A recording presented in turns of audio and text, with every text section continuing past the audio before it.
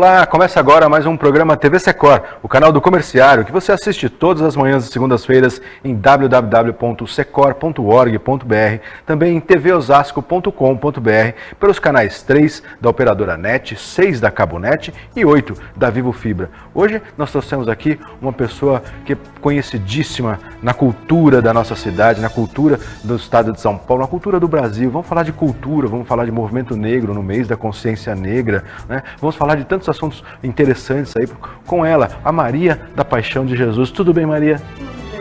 Aliás, tudo bem, Paixão, né? Sim, Que é como é conhecida, né? Conhecida por Maria, é lindo, todo mundo defende, mas Maria da Paixão, né? É como o Arruda aqui, né? No sindicalismo a gente fala, tem muitos nomes de guerra, né? Então, aliás, você já fez a introdução aqui do nosso diretor de comunicação, Arruda. Tudo bem, Arruda? Maria da Paixão de Jesus, olha só. Aleluia, glória a Deus. A Paixão é atriz, compositora, artista plástica, dubladora, incentivadora da arte no país. Ela tem 50 anos de dedicação à cultura e tem muitas histórias que a gente estava conversando ali antes de vir aqui para o programa, histórias que já estão sendo chamadas de Mentiras da Paixão. Paixão, vai ser meu próximo livro, Mentiras da Paixão. Mentiras que é mais uma brincadeira, né? Porque são tão fantásticas as histórias, é isso? É, porque uma mulher vivendo nesse país de arte e tendo histórias fantásticas para contar, e tendo bons exemplos, e tendo livro de cabeceira como Grande Otelo, só pode ser uma alucinadamente mentirosa. Agora, você começou em 67 no Núcleo Expressão, no Teatro Núcleo Expressão, em Osasco, e desde então não parou mais. Fez novelas, peças teatrais, participou de uma coletânea, né, de contos, de literatura. É formada em turismo e eventos, contadora de histórias. Conta um pouco dessa tua trajetória. Como é que começou esse envolvimento com a cultura, o Paixão? Começou através de ouvir o rádio, né? Eu sou da época do rádio. Dá para notar pela minha face que eu sou da época do rádio. E eu vindo as novelas da Rádio São Paulo, me empolgava as novelas, as radionovelas, as caprichos, as fotonovelas.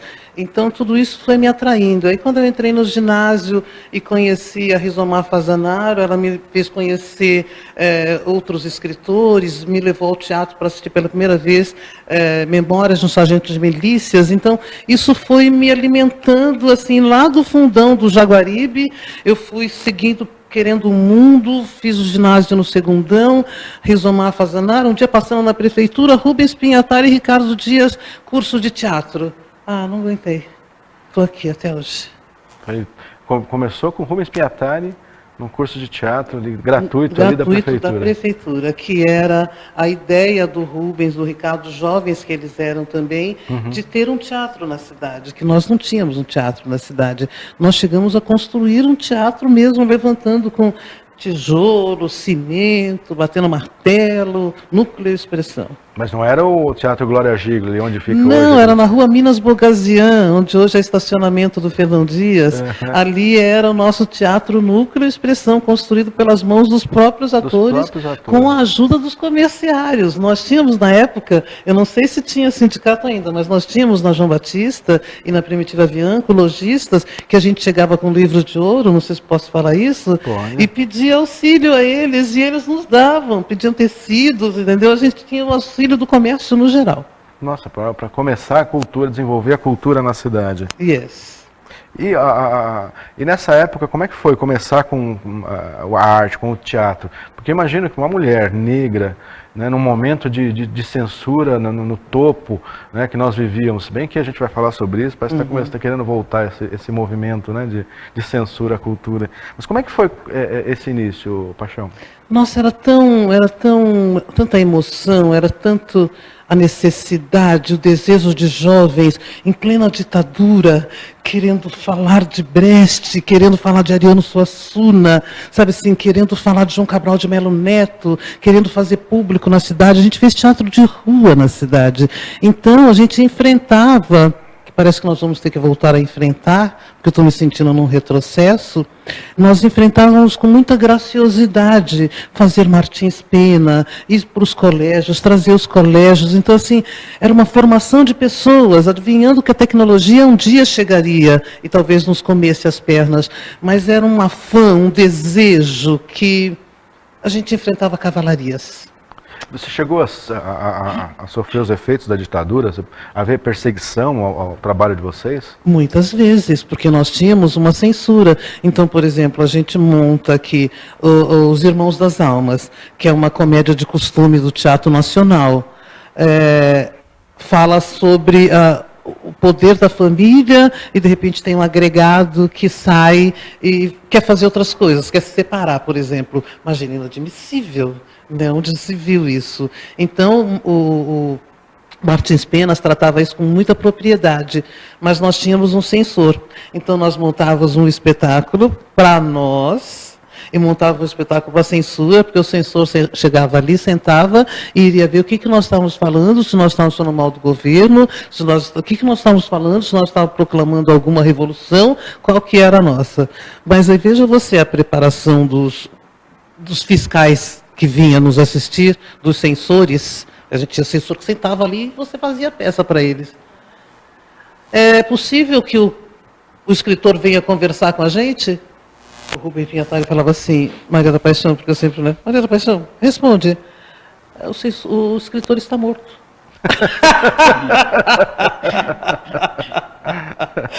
Você entendeu o que a gente vivia, Jefferson? Você tem que apresentar uma peça para uma pessoa, entendeu, Arruda? E a pessoa pede a presença do autor e diz, o cara está morto.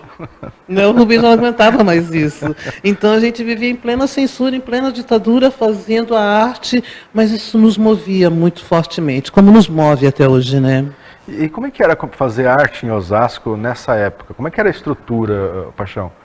Tinha alguma estrutura além da vontade de vocês? Vocês criaram na raça? Sabe? A estrutura era fazer livro de ouro, sair pela rua pedir para os amigos, era chegar no prefeito da época, ver quem era e também nos dar um apoio, se não dava a gente também continuava brigando, entendeu? Era chegar em alguns vereadores, tiveram alguns vereadores na época, que hoje eu não vou lembrar o nome, seria injusta com eles, mas que nos dava apoio, mas era pedinte, e era vamos fazer na raça. O cotonifício, que hoje é o shopping, nossa, ele cedia muitas roupas para a gente, muitos tecidos, para a gente poder fazer cenário, para fazer roupa. Então, assim, seu Arruda, tem aí uma ajudinha para a gente? Seu Jefferson, a gente vai fazer uma peça, vamos gastar tanto, você consegue? Então, era isso que a gente fazia, a colaboração da comunidade em si. Agora, você se profissionalizou, de fato, com o teatro, com a arte, e seguiu trajetória, inclusive, para fora de Osasco, né? Sim, sim. Conta um pouco dessa trajetória das novelas, dos documentários, dos filmes. Eu sempre tive essa postura, hoje eu estou sem turbante, porque eu estou gostando dos meus cabelos branquinhos, estou com esse penteado meio americano, sabe? Porque assim, a minha defesa sempre foi não compreendo, não sei, entendeu? Porque tinha que se defender. Tu imagina, em 1970, uma negrinha Black Power, porque eu sempre fui Black Power, entendeu? Nunca alisei meus cabelos, com todas as pastas, com todos os pentes quentes que tinha, nunca fiz. Então, Black Power, neguinha, bonitinha, 18 anos, virgem, pura, no meio da arte, que era tido como um mundo horroroso. Né, só tinha vagabundos e prostitutas, tanto que a gente tirava de 3 em 3 meses carteirinha, documento de não vadiagem para poder atuar. Pois é, mas que impressionante. A carteirinha de não vadiagem para atuar. E tirava na Polícia Federal. Na Polícia Federal, de 3 em 3 meses. Que era o momento que a polícia chegava a gente mostrava. A gente não evadiu. A gente faz arte. Mas era considerado menor, muito menor.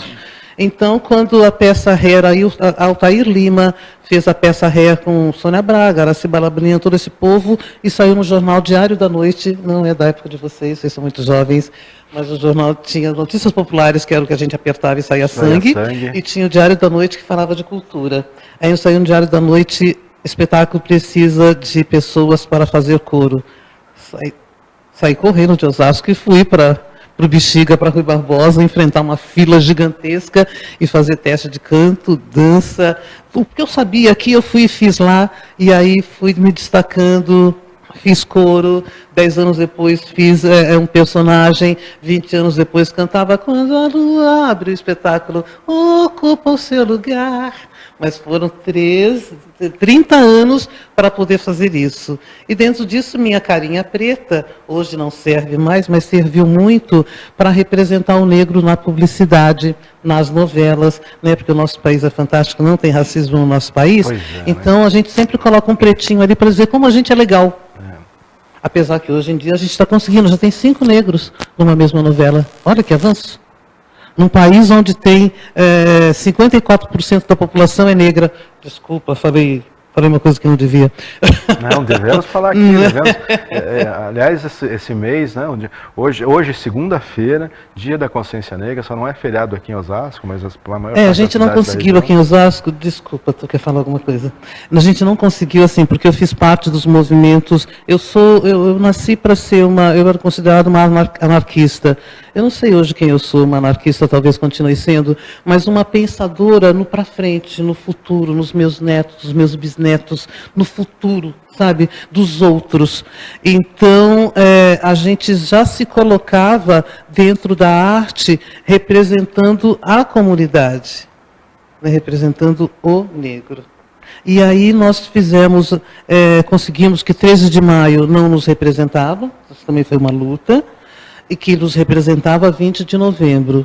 Então fizemos muito movimento, acho que foi em 87, o primeiro projeto Zumbi na Praça da Sé, onde a Secretaria do Governo, na maior ditadura, a gente conseguiu falar de Zumbi dos Palmares, porque a história esconde. Consegui falar da resistência do negro, e aqui em Osasco a gente não conseguiu expor feriado, porque os feriados da cidade já estão todos tomados. Mas teve uma luta, teve uma visitação a todas as leis, e aí realmente no momento não é possível, porque já está completo o quadro de feriados da cidade. Tem um limite, né, na quantidade de feriados municipais, ele já estava realmente... Exatamente. Já tinha completado aí. Mas você desenvolveu o show, o Projeto Zumbi, né? Participou do Projeto Zumbi. Conta um pouco dessa experiência. Os Projetos Zumbi de 87 a 97, eu fui uma das mentoras na ideia do fazer, do rever, do enaltecer o nosso passado, do enaltecer o nosso povo, que nós somos um povo digno. Nós viemos para cá sermos escravos, mas nós viemos como reis, como rainhas, como príncipes. Só que o nosso país não nos absorveu o suficiente. E hoje em dia parece que estão querendo. Então, assim, ajudei a fazer as assessorias afros, todo esse movimento, né, de dar uma visibilidade, dar um poderio, dar um ministério, reconheça-nos, né, como cidadãos. Agora, hoje em dia, existe mais visibilidade, mas parece ainda muito distante essa realidade da igualdade, da aceitação de toda essa história, da importância histórica, né, da tradição africana no Brasil. Muito, porque não éramos nem para estarmos vivos, né? A libertação aqui se deu de uma maneira nojenta, que trabalho 50 anos para vocês, agora você está livre, porque a indústria tem que chegar, a história tem que ser recontada. Pois falávamos disso antes de entrar aqui no programa, né? Você pontuava justamente essa diferença a libertação dos escravos nos Estados Unidos e no Brasil, né? Porque lá realmente houve uma partilha, está aqui o seu quinhão, está aqui a sua semente. Você né? fica do outro lado da cidade, mas você vai plantar a sua cana, você vai plantar o seu couve, vai plantar o seu algodão, vai dar um jeito de sobreviver, mas fica lá. E no Brasil nós estamos na sarjeta, vocês estão livres. A reforma agrária, me desculpe falar isso, mas a reforma agrária no Brasil deveria ter acontecido em 1888. Pois é. Seríamos um outro país, tenho certeza disso. Agora, fala um pouco aí desses projetos, Maria da Paixão. A tua participação nos filmes, a tua participação nas novelas, foram 20 novelas, é isso? Foram. Não vou saber lembrar o nome de todas, porque assim, teve novelas que eu só ficava mesmo com a cara preta lá servindo de referência, como o negro também está na TV. Tem essas hipocrisias, né? São hipocrisias que a gente tem que viver. Então, eu sempre coloquei no meu currículo que o meu primeiro filme tinha sido em 77, que foi o Ato de Violência, a história do Chico Picadinho, que existiu no Bexiga, vocês devem ter ouvido falar. Foi no Léo Maia até que fez o papel dele. eu considerava como meu primeiro filme, mas não foi. Foi em 69, meu primeiro filme gravado lá em cima, no Morro do Socó, lá depois do Helena Maria, dentro dessa ideia do núcleo expressão. A gente, olha que ousado que a gente era, a gente chegou a fazer um filme para projetar com projetor lá de quase de da corda dentro do nosso espetáculo. Aí, a partir disso, eu fiz Ato de Violência, fiz Antônia Musical, fiz... Nossa, eu devia ter me preparado, que eu não me lembro de nada, agora dá um branco total. Mas no cinema, atualmente tenho 30, que você pode ver no YouTube, que é uma homenagem ao Joãozinho 30. Estou com um filme novo que vai ser lançado agora, que eu fiz, estava falando com vocês lá fora, com o Ney Piacentini, a direção e o roteiro da Thaís Orsi... Olha, ela vai me bater, que eu esqueci o sobrenome dela. Mas a Thaís Orsi, Thaís Orsi, que é sobre, em cima de um livro de um escritor angolano chamado Vitor Hugo Mãe, um autor novo, bonito, e essa menina pegou esse livro, chama Rua Oásis. E aí eu faço esse meu mais novo filme. Fiz novela Jamais Te Esquecerei, no SBT, Essas Mulheres na Record, Vila Madalena na Globo, seriados, Carandiru, Outras Histórias.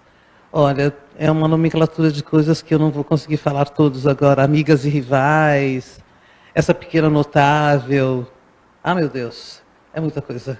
Agora, você estava me falando de um projeto que resgata a história do núcleo expressão, que virou um documentário. Virou um documentário, o Rubem Pinhatari fez, seria legal vocês trazerem aqui, seria muito legal. Estamos anotando aqui para trazê-lo, viu? Passar. Uma história muito bacana.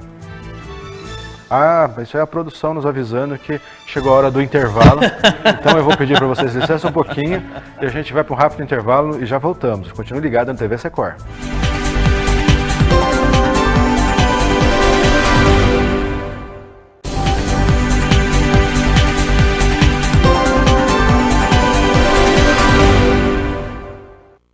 Estamos de volta com o programa TV Secor, hoje falando com Maria da Paixão de Jesus, a respeito de cultura, arte, movimento negro. Maria da Paixão, em 2012 você participou aí, de um projeto no Centro de Atenção Psicossocial de Osasco, CAPS, usando a arte como forma de tratamento. Como é que foi isso? Conta um pouquinho pra gente. A arte cura, a arte mexe nos seus neurônios. Então, 2 psicólogas aqui de Osasco tiveram essa ideia, e eu já tinha esse projeto escrito há 5 anos, quando surgiu o CAPS, eu fiz parte da luta antimanicomial. Uhum. Então, eu já tinha um projeto escrito para como é que a gente vai atender os nossos doentes, né? Então, eu vim para o CAPS, fiquei 3 anos no CAPS aqui na Pedro Bortolosso, ali na Visconde de Nova Granada, fazendo atendimento à esquizofrenia, essa coisa toda. Nossa, fantástico, o que a música, você entendeu? Reanimou. Fez, foi muito gostoso. Foram 3 anos de atividade, 2 vezes por semana. Nós formamos um coral, nós quase curamos pessoas, mas a medicina, desculpa, não quer curar ninguém. Me desculpa. Momento em que estava quase curando, as pessoas ficavam, com essa voz você não vai a lugar nenhum. Não, eu vi psicólogo falar, com essa voz, eu falei, com essa atitude o senhor também não vai a lugar nenhum. Entendeu? Então, criou um atrito, porque a arte estava dando resultado, as famílias estavam gostando. Bom, fiquei 3 anos aí. Aí eu fui para o outro CAPS, Álcool e Drogas, no Piratininga. Fiquei 2 anos lá, também sensacional. Mexendo nos neurônios, com a sensibilização da música, a sensibilização da poesia, a sensibilização do que você gostaria de fazer.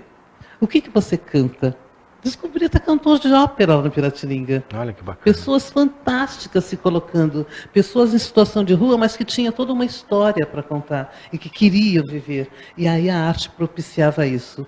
Foram 2 anos muito lindos, mas aí teve uma questão de, mas ela não é TO. Aí eu falei, o que é TO mesmo? Ah, terapeuta ocupacional.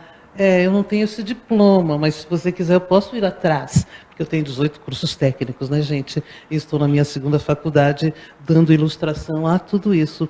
Então foram 5 anos vivenciando em 2 CAPs, onde eu encontro pessoas até hoje que falam, muito obrigado, dona Paixão. Ai, que bem que a senhora fez. As psicólogas que me levaram também, muito obrigado, Paixão, foi muito legal. Então tem pessoas que continuam fazendo exercícios que eu passei. Olha que interessantíssimo. Mas você também não deixa de dar sua contribuição pela arte, mas vinculada a um trabalho social, um trabalho da comunidade. Você continua, inclusive, atuando como voluntária, é isso? Lá no Portal do Oeste.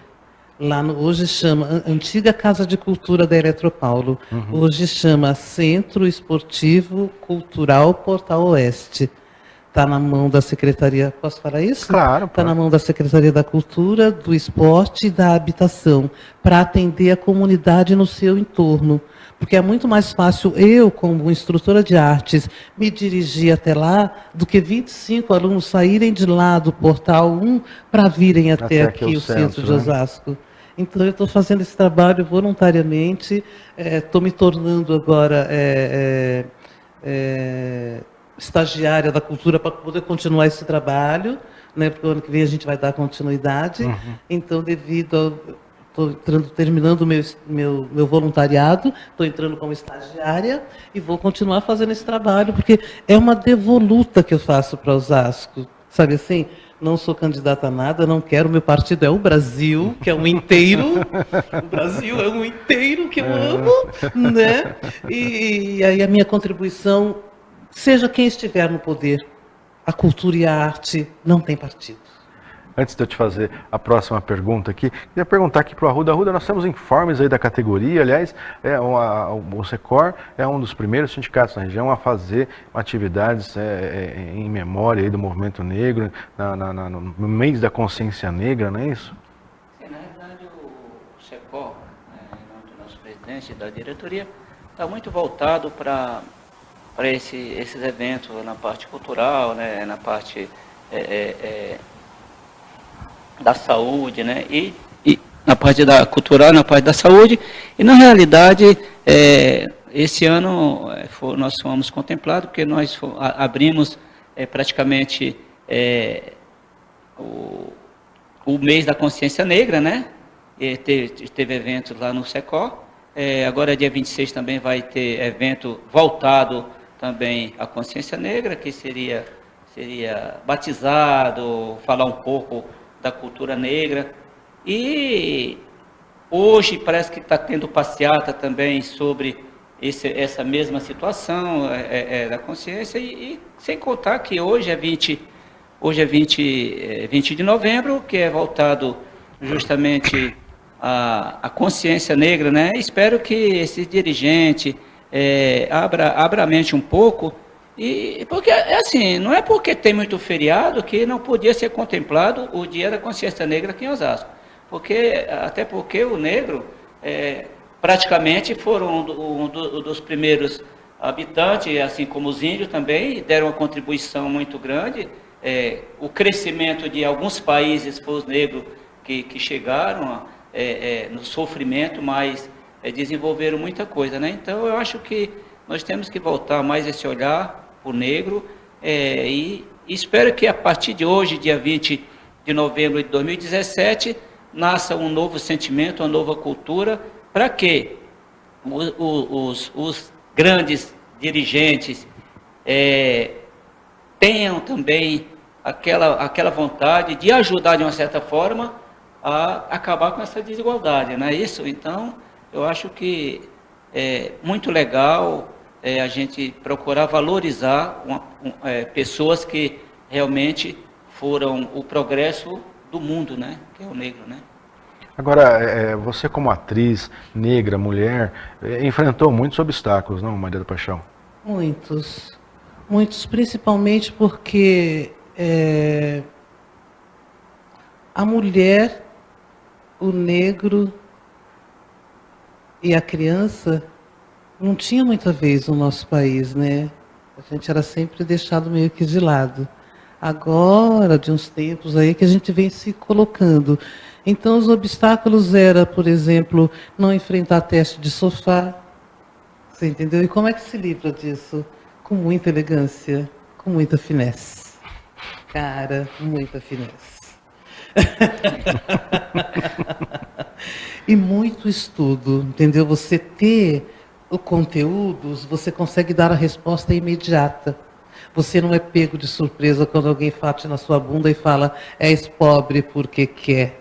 Isso é uma forma de discriminar que existia. Eu dizia, a minha boca fala melhor.